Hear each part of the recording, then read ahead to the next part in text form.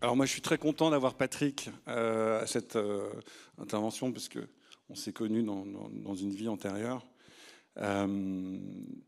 Il a la particularité, peut-être pas comme tout entrepreneur, mais d'avoir vécu les deux expériences un peu extrêmes en tant qu'annonceur, puisqu'il a été directeur marketing de SFR et directeur marketing aussi de Neuf Télécom, c'est là où on s'est rencontrés. Donc avec un des plus gros budgets de com français, à l'époque peut-être 120 millions. Donc, bon, et il est passé de l'autre extrême avec le plus petit budget com français, qui est, quand on démarre, on n'a pas, pour ainsi dire, pas de budget com. Donc merci d'être là. Tu es un sérieux entrepreneur. Tu as créé plusieurs entreprises. Ta dernière, c'est Carbon Map, dont tu vas nous parler.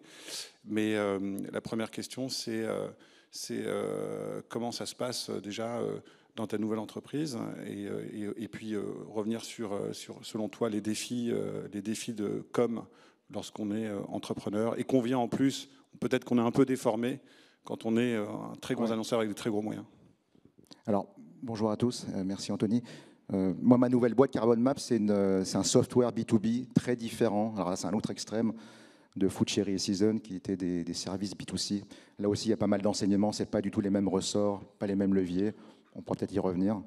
Je regarde le compteur, c'est vrai que c'est dense parce qu'on n'a que 8 minutes, donc on va essayer de vous apporter un maximum de learnings. Peut-être, je ne sais pas par quoi on pourrait commencer. Déjà, quel a été, un peu si tu arrives à t'en souvenir, ton rapport d'étonnement venant d'un très gros annonceur comme SFR, quand tu as créé Foodcherry, quel a été, selon toi, le plus gros challenge en matière de com? Peut-être les moyens déjà, mais ouais. Moi, ce que je conseille aux entrepreneurs dans la salle qui se posent la question de savoir comment communiquer, contrairement à lorsque vous êtes en early stage, vous avez peu de moyens. Moi, ma reco, et c'est ce que j'ai fait avec notamment Season, après avoir essuyé quelques plâtres avec la marque précédente qui était Foodcherry, c'est de commencer petit et scrappy. Alors, petit en budget média, faire pas mal de tests, on pourrait y revenir, on avait fait pas mal de choses avec Anthony à l'époque, notamment en télé.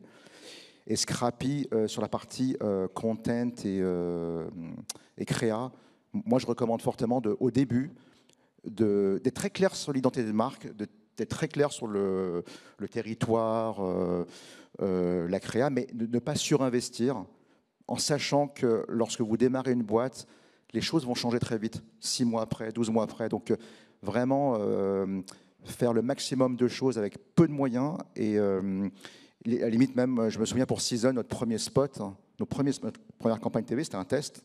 On a dû mettre 50 ou 100 000 euros en budget média. Et le spot, il a dû nous coûter 15-20 000 euros parce qu'on a pris des banques d'images et des vidéos libres de droit pour vérifier, valider le fait que ce canal, la télé, pouvait marcher pour nous, quoi. Et une fois que c'était validé, après quelques mois, là, on a commencé à s'équiper, à travailler avec des agences, à faire quelque chose de beaucoup plus travaillé, quoi. C'est marrant parce qu'au café, là, je parlais avec Marion de Conto, qui viendra plus tard ici. Et elle me disait que, on en parlera sûrement, que Conto a été démarré, enfin le branding a été fait en interne au début. Et voilà, moi je trouve que c'est pas mal de commencer, de sous-investir le branding, enfin la partie branding au début. Ça ne veut pas dire qu'il ne faut pas le faire, au contraire, il faut être très très clair sur c'est quoi ma marque, c'est quoi mon identité, c'est quoi mes codes. Est-ce que c'est cohérent entre ce qu'on veut faire, ce qu'on est en interne, mais de ne pas dépenser trop d'argent dessus au début, en sachant que ça va vraiment bouger au bout de 6 mois, 12 mois, au fur et à mesure que la boîte pivote. Et une fois que ça s'est calé, une fois que les médias sont calés, et là, commencer à surinvestir sur les codes de la marque, les rendre impactants, les travailler. Voilà. Ça, c'est un des vrais learnings, quoi. Tu test and learn. Pas trop investir sur la création parce que au début en tout cas, pas les trop codes peuvent changer très vite. Ouais. Est-ce que en termes d'inspiration, tu as beaucoup regardé les concurrents? Enfin, quand tu as créé Foodcherry, est-ce que tu as regardé, tu as été chercher l'inspiration, par exemple aux US, parce qu'il y avait des modèles déjà qui étaient implémentés. Est-ce que c'est quelque chose, tu regardais beaucoup les concurrents, ce Ouais, qu'ils faisaient? moi je regardais beaucoup les concurrents parce que les États-Unis avaient 1 ou 2 ans d'avance dans la food tech. Et je me souviens, avant de lancer Season, qui est une marque qui a eu beaucoup de succès pour nous, j'étais allé voir le patron fondateur de Freshly, qui était un modèle similaire et qui a été revendu, qui était racheté par Nestlé un peu plus d'1 milliard il y a quelques années. Et je suis allé le voir à New York, j'ai pris un billet d'avion, je suis allé le voir pour discuter avec lui. Et je suis revenu avec pas mal de learnings. Et c'est suite à cette rencontre que j'ai décidé de lancer la même chose en France, quoi. Enfin, quelque chose de similaire. D'accord. Et après, sur tes concurrents directs, est-ce que tu étais un peu les yeux rivés sur eux et c'est parfois. On était sur un marché extrêmement concurrentiel, donc je ne pouvais pas ne pas Je parle plutôt en branding. Est-ce que c'est une difficulté de se détacher justement de la concurrence et de pas essayer de faire vraiment la même chose qu'eux, surtout que parfois ils disruptent le marché avec des moyens qui sont beaucoup plus importants.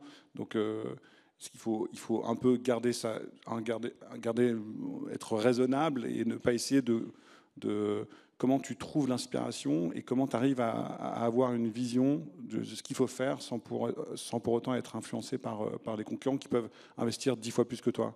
Ouais, bah alors, quand le marché est devenu très concurrentiel, on a commencé à travailler l'offre et le produit. Parce que vous ne pouvez pas juste vous démarquer à ISO offre avec des codes visuels et un budget marketing 10 fois moindre qu'un Deliveroo, par exemple. Donc nous, on a eu un positionnement très très fort sur des plats sains, très végétariens, et ensuite on a lancé Season. Donc on a d'abord basculé sur un pivot de l'offre et du produit pour être dans un territoire qui était beaucoup moins chahuté, et après on a retravaillé les codes de la marque. D'accord. Et alors, tu as eu aussi, on n'en a pas parlé, mais tu as été CEO de La Fourchette. Oui, en charge des opérations du marketing. En charge des opérations du marketing, qui a été racheté par TripAdvisor. Food Cherry a été racheté par Sodexo. Est-ce que le branding, une fois que tu as atteint une maturité, donc La Fourchette était quand même une marque très mature, est-ce que c'est quelque chose d'assez fondamental lorsqu'on est sur Nexit vis-à-vis soit des fonds, soit d'un stratégique qui veut racheter la boîte?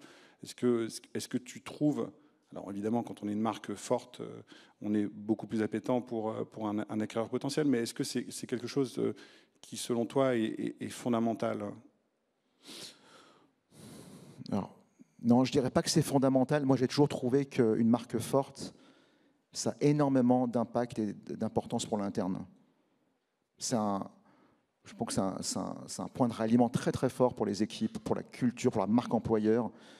Et pour revenir sur un des points qu'on a évoqué au début, même si moi je recommande de ne pas d'investir beaucoup d'argent au début dessus parce que les choses vont changer, il ne faut pas, ceci dit, avoir peur de poser les choses.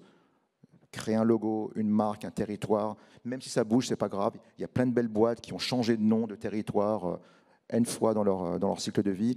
Mais je pense que c'est important très vite de brander tout, les bureaux,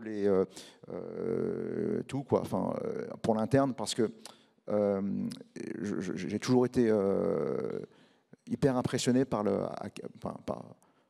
l'importance que ça a pour bâtir une culture d'entreprise, en fait. Donc des valeurs de marque. Des valeurs de marque qui doivent refléter, qui doivent être très alignées entre l'interne et l'externe, quoi. Ça, c'est super important, très très dur à faire. Ça demande vraiment d'y réfléchir, de travailler. C'est quoi mes personas? Est-ce qu'il y a une cohérence entre ce que je fais en interne et ce que je veux délivrer en externe? Et ça demande... Et ça, aucune agence peut le faire pour vous. Je pense que c'est vraiment aux équipes de le faire au début, avec les moyens du bord. Peu importe si ce n'est pas très joli, mais ce travail de clarté, de cohérence, je pense est fondamental au début d'une création, quoi. Donc la mission, les valeurs, donc, et ça, il faut le figer quand même. Il faut arriver à le figer. Il faut le figer, mais sans avoir peur en sachant que rien n'est figé finalement. Parce que dans un an, souvent en early stage, les boîtes pivotent, c'est normal. Il ne faut pas avoir peur de changer les choses. Mais il ne faut pas que ça nous inhibe dans le fait de poser, de faire l'exercice dès le début, quoi. Alors je vois que le temps tourne. On a 30 secondes. Le truc dont tu es le plus fier, ce que tu as le plus réussi en matière de com, vraiment le... Alors attends, moi je retiens rarement les réussites, mais plutôt les échecs. Non, mais c'était ma question juste après. Mais non, là où j'ai en général échoué en com, c'est lorsque, typiquement, lorsque mon message n'était pas simple. Enfin, quand j'ai une approche rationnelle de la créa, j'ai toujours échoué.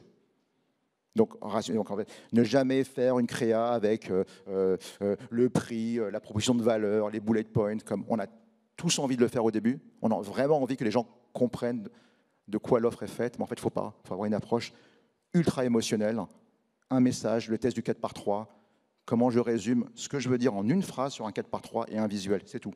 Le reste, ça doit être pris par les codes visuels, le ton de la marque, l'humour. Et il faut provoquer une émotion. Et après, charge au consommateur d'établir le lien. Interpeller.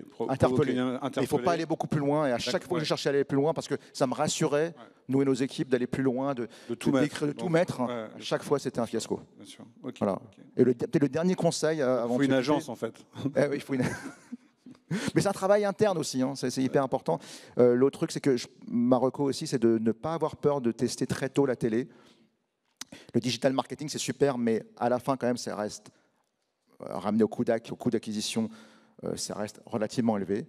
Et vous n'aurez jamais la puissance d'acquisition, notamment en B2C. Hein, alors pour revenir en B2C, d'acquisition que peuvent apporter les grands médias comme la télé ou l'affichage, typiquement à Paris. Et la télé, ça se teste honnêtement avec des petits budgets. C'est souvent cette image qu'on a que la télé est très très chère, mais on peut commencer. D'ailleurs, c'est Anthony qui m'a coaché là-dessus. On peut commencer avec des petits budgets et tester avec de la TNT et petit à petit scaler au fur et à mesure qu'on comprend comment marche le média, quoi, par rapport à son offre et sa créa, quoi. Et alors je ne sais pas si en termes de timing on est bon ou pas. 1 minute. Je crois qu'on est en déficit, là, on est en négatif. Là. Donc, la dernière question, peut-être, c'est une petite question. C'était quoi ton split d'investissement entre online et offline si tu t'en souviens? Alors, au début, moi, j'ai commencé purement digital avec Foodcherry. Et très vite, en fait, j'ai tout basculé avec 80% offline. 80% offline. Télé. D'accord. Et certes, le coût d'acc peut être un peu plus élevé, c'est vrai. La télé, c'est pas de données non plus, mais c'est le seul média qui vous permet d'acquérir beaucoup de clients en un temps très court.